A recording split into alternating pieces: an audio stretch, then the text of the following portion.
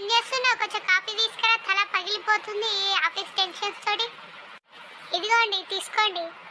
ఏమండి నేను 4 రోజులు మా అమ్మ వాళ్ళ ఇంటికి వెళ్ళొస్తానండి. మొన్ననేగానే పోయినావు. మొన్న అంటే నిన్న కాక మొన్ననా? 3 నెలలు అవుతుంది నేను పోయొచ్చు. ఇంకా 3 నెలల తర్వాత పోతుంది.